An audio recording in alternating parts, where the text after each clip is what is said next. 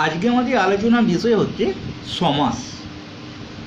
সমাস নামটা শুনে অনেকে হয়তো একটু ভয় খেতে পারো বা ঠিকমতো বুঝতে পারো না বা বোঝার চেষ্টা করো না।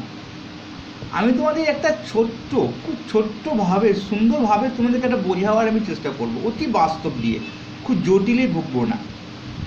তোমরা আমার আলোচনাটা একবার শুনে চলো। হয়তো আমাকে 3টে পার্ট করতে হতে পারে, তার জন্য তোমরা পরপর পার্টগুলো দেখে নেবে। চলো দেখিনি সমাস কাকে বলে। আমরা কিন্তু সমাস মানে যে কথাগুলো অনেক সময় মুখ দিয়ে বার করি সবই কিন্তু সমাস। যেমন দিন রাত, শুধু ভাঙতে হবে দিন ও রাত, এই যে যোগ হলো। আমরা কিন্তু অনেক লেখাপড়া, দেখাশোনা, ভাই বোন, আমরা কিন্তু সমাস পদ অনেক দিনে বহু পদ ব্যবহার করি, অথচ আমরা জানি না কোনটা কি সমাস। আমাদের সেইটাই শিখে নেব এবং খুব সহজভাবে। চলো দেখিনি সমাস কাকে বলে। সমাস হচ্ছে, দেখো যে এই বইটা খুব সুন্দর ডিসকাস করেছে। বলছে দেখো যে এক পদে রূপান্তরিত হওয়াই হচ্ছে সমাস। তাহলে কে এক পদে রূপান্তরিত হবে, বা দুই বা তার বেশি পদ যখন এক পদে রূপান্তরিত হবে। এইখানটা দেখো অন্য দ্বারা হীন, তাহলে এটা কি অবস্থায় আছে, মানে ভাঙা ভাঙা অবস্থায় আছে। কি হয়ে গেল, একটা পদ হয়ে গেল অন্নহীন। তাহলে দুই বা তার বেশি পদ ছিল, তাহলে দেখা এখানে 3টে পদ রয়েছে, অন্য একটা, দ্বারা একটা, হীন একটা। এখানে দেখো 2টো পদ আছে, তাহলে এখানে একটা পদে হয়ে গেছে। সেই জন্যই তো বলছে যে দুই বা তার বেশি পদকে এক পদে পরিণত করা, রূপান্তরিত হওয়া। অর্থাৎ আর একটু ঘুরিয়ে বললে যেটা হয়, বাংলা ভাষার এক পদ গঠনকারী প্রক্রিয়া, একটা পদ গঠনকারী প্রক্রিয়া। কোনো ঝামেলা হলো? একটাই পদে নিয়ে যাব আমরা, একটাই পদ গঠন করব আমরা অনেকগুলো পদকে, সেটাই তো সমাস। তাহলে আমরা পূর্ণ ফল কথাটা বলে দিই, কিন্তু কথাটা হচ্ছে পুণ্যের ফল। আমরা অন্নহীন কথাটা বলে দিই, কিন্তু ব্যাস বাক্যটা হচ্ছে অন্ন দ্বারাহীন। যাদের একটু বুদ্ধি আছে, পড়াশোনা বুদ্ধি কম, তাদের পক্ষে কিন্তু সমাজটা খুব সহজ হয়ে যাবে আমার মনে হয়। যেন তারা অনেকটা ডিসকাস করে, অনেকটা মানে অন্যভাবে কথাগুলো বলার চেষ্টা করে, তাদের বুদ্ধিটা একটু বেশি হবে। চলো দেখে নিই আমরা তাদেরকে কী করে শেখাবো সহজভাবে। দেখে নাও যে ব্যাস বাক্যটা আমাদের জানতে হয়, অর্থাৎ ব্যাস বাক্যটা কি আর সমাসবদ্ধ পদ কি আমরা একটুখানি জেনে নিই। সমাসের গঠনটা কী কী দেখো, এখানে বলেছে সমস্যা মান পদ থাকবে। কীরকম ঘটনাটা এখানে দেখো, এখানে দিয়েছে দেখো নর ও নারায়ণ, তো 2টো পদ দেখছি। এটা কিন্তু সমস্যা মান পদ, অর্থাৎ দুই বা তার বেশি থাকতে পারে এই সমস্যামন পদটা। যেমন স্বর্গ, মর্ত্য, পাতাল। স্বর্গ ও মর্ত্য ও পাতাল, 3টে, দুই বা তার বেশি থাকতে পারে। তাহলে এইগুলো হচ্ছে সমস্যা মান পদ। যুক্ত যখন হচ্ছে তখন হচ্ছে সম্বন্ধ, মানে সমাসবদ্ধ পদ। তাহলে এইটা যুক্ত হয়েছে সমাসবদ্ধ পদ। এইটা 2টো পুণ্যের ফল, এই দুটোকে দেখতে পাচ্ছি আমরা সমস্যা মান পদ। তো সমস্যা মান পদ পেলাম আর সম্বন্ধ পদ পেলাম। কিন্তু দেখো এইখানে অন্নহীন এগুলো কিন্তু সমস্যামান পদ, একে দ্বারা দিয়ে একটা মাঝখানে যুক্ত করা হয়েছে। এটাকে আমরা কি বলবো, এটাকে বলবো আমরা সমাসবদ্ধ সহায়ক, সমস্যা সহায়ক পদ, সমস্যামান সহায়ক পদ। তো বুঝতে পেরেছ? তাহলে এটা হচ্ছে সমস্যামান সহায়ক পদ, এই দুটো অন্য আর হীন হচ্ছে সমস্যা পদ, এটা হলো আমাদের সমাসবদ্ধ পদ। এইগুলো প্রতিরূপ। তাহলে দেখো, তাহলে আমরা বুঝে ফেললাম এগুলো থাকে। আর একটা জিনিস থাকে পূর্বপদ আর উত্তরপদ। দেখো এইখানটা আমরা দেখছি যে সমস্যমান পদ, এখানটা দেখিনি পূর্বপদটা উত্তরপদটা একবার আলোচনা করে নিই। এখানে দেখতে পাচ্ছ যে 2টো পদ থাকে, যে 2টো পদকে আমরা বলবো পূর্বপদ একটা, উত্তরপদ পদ একটা। তাহলে দেখতে পাচ্ছি এটা পূর্বপদ, রাজা রানী, রাজা প্রজাটা, এটা উত্তরপদ। তা দুটো পদ থাকে, সমাসসমান পদ থাকে, সমাসবদ্ধ পদ থাকে, আর একটা সমাস্য সহায়ক পদ থাকে। এইটা কি গো? তিনিটা, এটা হচ্ছে যিনি তিনি, এগুলো হচ্ছে সমস্যা সহায়ক পদ। তাহলে আমরা বুঝে ফেললাম। আর এটা হচ্ছে সমাসবদ্ধ পদ। তাহলে বুঝে ফেললাম এই দুটো, একটা হচ্ছে পূর্ব পদ, একটা হচ্ছে উত্তর পদ। আমরা এখানে সমাসবদ্ধ পদের মধ্যে দেখতে পাবো সেটা যখন আমরা এই জায়গায় তাকাবো। পুঁতিরূপ, পুঁতিটা হচ্ছে পূর্ব পদ, এটা হচ্ছে উত্তর পদ। আমরা তো বীজগণিত অঙ্ক করেছি পূর্ব পদ উত্তর পদ, যখন আমরা অনুপাতের অঙ্কগুলো শিখেছিলাম। চলো এইবার আমরা সমাস কাকে বলে একবার জেনে নিই। আমাদের এই সন্ধি আর সমাসের পার্থক্যটা আমি লাস্টের দিকে আলোচনা করব, যেহেতু আমি বলেছি কি করে তোমরা ঝড়াম করে সমাসটা বার করে ফেলবে, কি সমাস সেটাকে শিখিয়ে দেওয়ার জন্যে। দেখো সমাস আমাদের দেখছি দ্বন্দ্ব সমাস, কর্মধারায় সমাস, তৎপুরুষ সমাস, বহুব্রীহি সমাস, দ্বিগু সমাস, অবয়ীভাব সমাস, নিত্য সমাস, আলোপ সমাস, বাক্যাশ্রয়ী সমাস। এটা খুব সোজা মনে রাখার পদ্ধতি, একটা তোমাদেরকে আমি তুলে ধরছি। ট্রেনে যখন যাই আমরা কি দেখি, দুই বা দুইয়ের বেশি অনেক পুরুষ কি করে, বসে বসে গল্প করে, খুব গল্প করে, বাক্যে খুব আলাপ তাদের, কিন্তু তাদের কর্মক্ষেত্রে কিন্তু একটা আলাদা ভাব থাকে, দ্বন্দ্ব থাকে। মানে কে ভালো কাজ করতে পারবে, কে আরও উপরে উঠতে পারবে, সেই ছড়াটা একবার মনে রাখো। কি মনে রাখতে বলছি? দুই বা বহু পুরুষের বাক্যে নিত্য আলাপ, কর্মধারায় দ্বন্দ্ব আবার ভাব। যদি আমরা মনে রাখতে পারি তাহলে দেখো আমাদের সমাজগুলো সব মনে পড়ে যাবে। ট্রেনে কি রেখেছি? দুই বা বহু পুরুষের বাক্যে নিত্য আলাপ করে, ওরা ডেলি প্যাসেঞ্জার তো। কর্মধারায় কিন্তু দ্বন্দ্ব থাকে, আবার ভাব হয়, ট্রেনে আবার সময় ভাব হয়ে যায়। এটা মনে করতে পারলে আমাদের সমস্ত সমাজগুলো আমাদের মনে পড়ে যাবে। দুই মানে কি বলতে চাইলাম, মনে পড়ে গেল আমার দ্বিগু।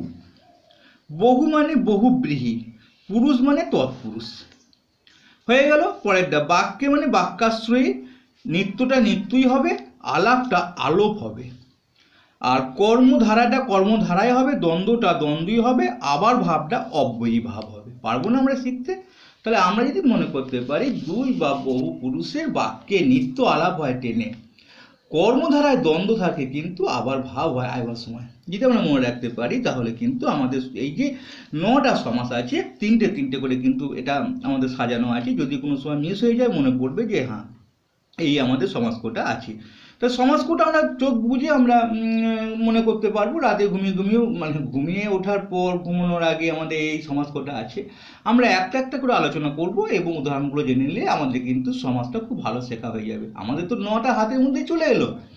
চলো আমরা দেখে নিই আর একটা কি আমাদের মুখস্থ করতে হবে, না আর একটা কি জানতে হবে। এই যে মাঝের লাইনটা, তো বাক্যাশ্রয়ী, নিত্য, আলোপ, এই তিনটে সমাস কিন্তু প্রথম দিকে ছিল না।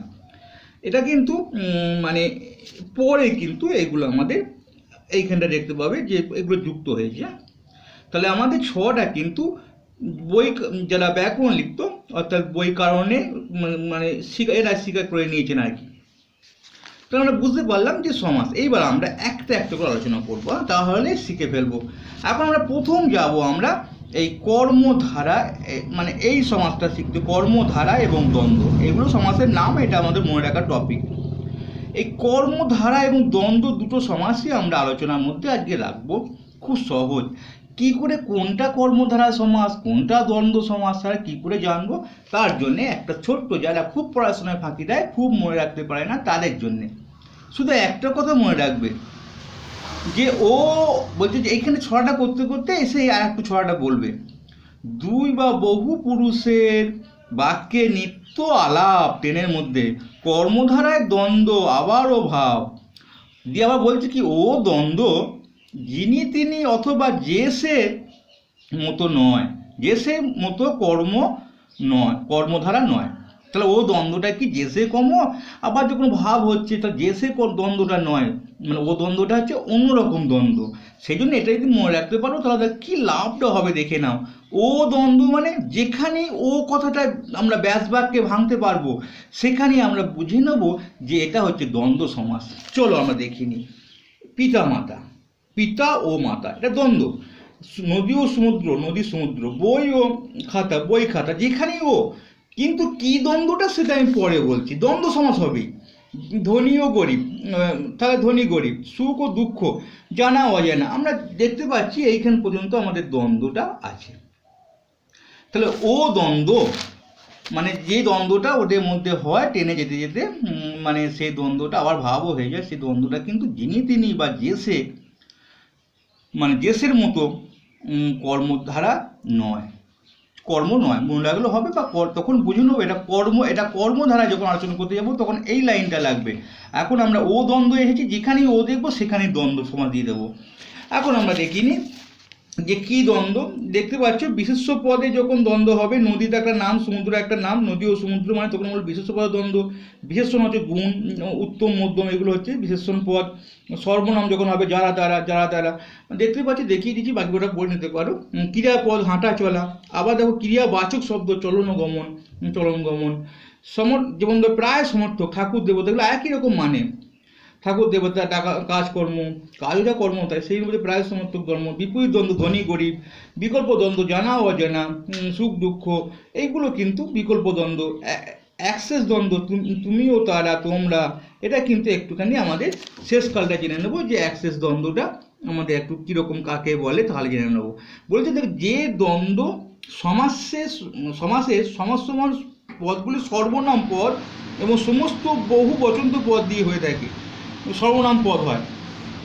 দেখো এটা সর্বনাম, তুমি, তারা সর্বনাম, তোমরাও কিন্তু সর্বনাম, কিন্তু বহু বচন হয়ে গেল। তাহলে দেখা যাচ্ছে সংজ্ঞাটাকে বলবো আমরা অ্যাক্সেস দ্বন্দ্ব। ঠিক আছে, আর বিকল্প দ্বন্দ্বটা জেনে নিই। এখানে আবার দেখিয়ে দিই আরও রকম দ্বন্দ্ব, আরও অনেক দ্বন্দ্ব। আলাপ দ্বন্দ্ব কি, হাটে বাজারে। তারপরে বহু পদ যেগুলো হয় স্বর্গমত্ত, স্বর্গ ও মত্তল, ও যেখানেই থাকবে সেইখানেই আমরা দ্বন্দ্ব সমাস। এবার দেখে নেব এই কথাটা কিসের। বহু পদ নেব, যেমন ধরো সম্বন্ধবাচক, তা পিতা ও পুত্র হবে, এগুলো সম্বন্ধ দিয়ে হয়, কিন্তু এটা দ্বন্দ্ব সমাস। তারপর দেখো সহজ শব্দ, থানা পুলিশ, থানা ও পুলিশ, থানা পুলিশ। দেহ ও মন, দেহ মন, এগুলোকে দেহ বা সহজ শব্দের মধ্যে পড়ে। অনুচর শব্দ যেমন ধরো হাঁড়ি পুরি, হাঁড়ি ও পুরী, হাঁড়ি পুরি। ছল ও চাতুরি, ছল চাতুরি, এগুলো অনুচর শব্দ। প্রতিচর শব্দ যেমন স্বামী ও স্ত্রী, দিন ও রাত, এগুলো। আবার বিকার শব্দ ধর্মকর্ম, যন্ত্রমন্ত্র, এইগুলো কিন্তু সবই দ্বন্দ্ব, যেখানেই ও সেখানেই দ্বন্দ্ব। অর্থাৎ ব্যাসবাক্যে আমরা যদি ও দিয়ে ভাঙতে পারি বা ভাঙা থাকে ও দিয়ে, তখনই বুঝে নেব যে এটা হচ্ছে আমাদের দ্বন্দ্ব সমাস। এবার যদি অর্থটা বুঝতে পারি যে এটা অনুচর হতে পারে, এটা আমাদের প্রতিচর হতে পারে, বা এটা সম্বন্ধ দিয়ে বলছে, তখন সম্বন্ধ লিখে দিলেও হবে, বা দ্বন্দ্ব সমাস লিখে দিলেও কিন্তু তোমাদের একটা অ্যান্সারের মধ্যে যেতে পারবে। এবার আমরা যাব একটুখানি কর্মধারায়। কর্মধারায় কী লিখেছি আমি বলেছি কি, ও দ্বন্দ্বটা বেশিক্ষণ থাকে না, বা যিনি তিনি করেন না, যিনি তিনি অথবা যে সে মতো কর্মধারা নয়। এই নয়টাকে ন্যায় করে দাও। যেখানেই ন্যায় দিয়ে তোমরা ব্যাসবাক্যে ভাঙবে সেটাই হয়ে যাবে কর্মধারায়। যেখানেই মতো দিয়ে ভাঙবে সেটাই হয়ে যাবে কর্মধারায়। যেখানে যে দিয়ে ভাঙবে সেটাই হয়ে যাবে কর্মধারা। যেখানে সে দিয়ে ভাঙতে পারবে সেটা হয়ে যাবে কর্মধারা। যেখানে যিনি দিয়ে ভাঙবে সেখানে হয়ে যাবে কর্মধারা। চলো দেখিনি কর্মধারায় সমাজটা আবার দেখিব। যিনি মাতা তিনি দেবী, মাতৃ দেবী যিনি দেয়, তাই আমি ভেঙে নেবো, যিনি মাতা তিনি দেবী। তো যিনি তিনি পেয়ে গেলাম, তো কী হবে, দ্বন্দ্ব হবে না, কর্মধারায় হবে। চলো আবার দেখিনি, মহান যে দেব, মহাদেব, তো কী বলেছিলাম, যেখানেই যে সেখানেই কর্মধারা দিয়ে দেবে। চলো তারপরে আবার দেখো, কাঁচা অথচ মিটে, আমি কী বলেছিলাম, অথবা বা অথচ, এটাকে করে নিতে পারো, অথবাটাকে অথচ। শুধু এই লাইনটা মনে রাখবে, তাহলে সে কর্মধারা ব্যাসবাক্যে যদি ভাঙতে পেরেছো বা ভাঙা থাকে, এই লেখাগুলো থাকে। ন্যায় দিয়ে একটা দেখিনি, আমরা তো মুতো দিয়ে যাই। হ্যাঁ, আবার যিনি তিনি ঋষি, যিনি রাজা তিনি ঋষি রাজশ্রী। আবার পিতা, যিনি পিতা তিনি ঠাকুর, পিতৃ ঠাকুর। তারপর দেখো কাঁচা অথবা মিঠে, আমি অথবা দিয়েছিলাম, সেটা অথচ আছে। সু যে পুরুষ, যে দিয়ে শুধু আর আছে, আমি যে দেখো কমা দিয়েছি এখানে। চলো তারপরে খাস যে খবর, খাস খবর। তারপর দেখো এইখানে উত্তম যে নর, আবার যে দিয়ে উত্তম নর। তারপর দেখো আবার একটা পাবো ন্যায় দিয়ে, রূপক কর্মধারা যদি, এখানে আমরা ন্যায় দিই। আবার দেখো কী বলেছিলাম, ন্যায়, নয়টা ন্যায় করে নিতে, যে সে কর্ম নয়।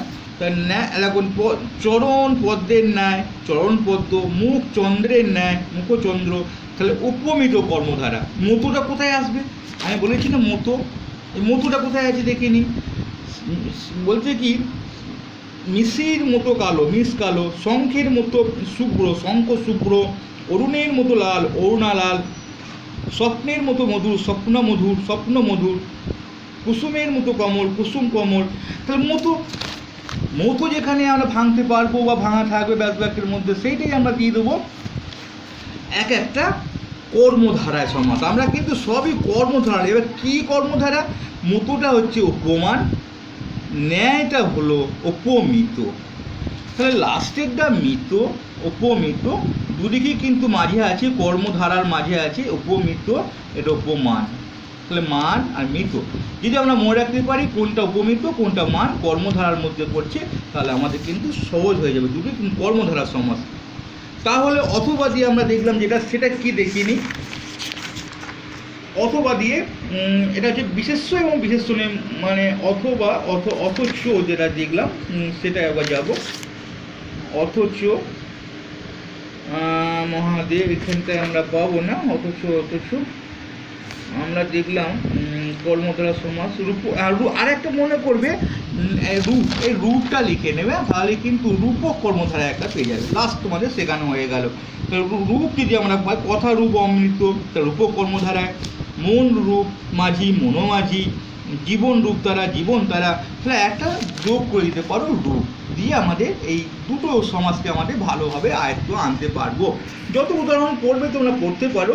আর একটা মধ্যপদ লোপী, যেমন ধরো যদি মধ্যপদ লোপী কর্মধারায় আসে, তা কর্মধারাটাকে আমি মাঝে ফেলেছি, সেই জন্য বলছি মধ্যপদ লোপী। দেখো এটাকে আমি পাশে ফেলেছিলাম, দুটো তো পাশে পড়ে গেছে, তো মনে পড়বে মধ্যপদ লোপী।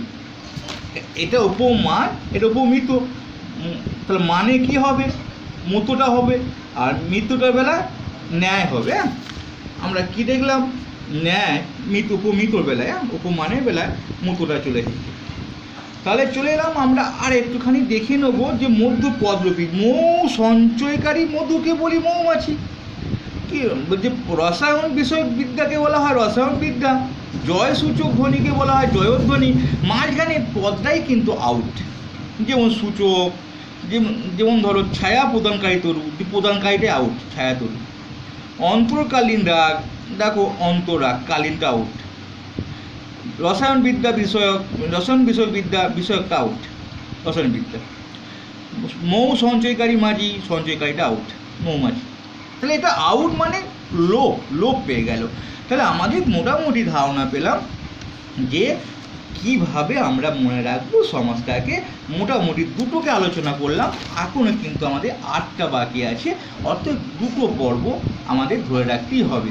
আর যদি একটা পর্বে সম্ভব হয় আমি তোমাদের দিয়ে দেবো। ভালো লাগলে অবশ্যই লাইক করবে।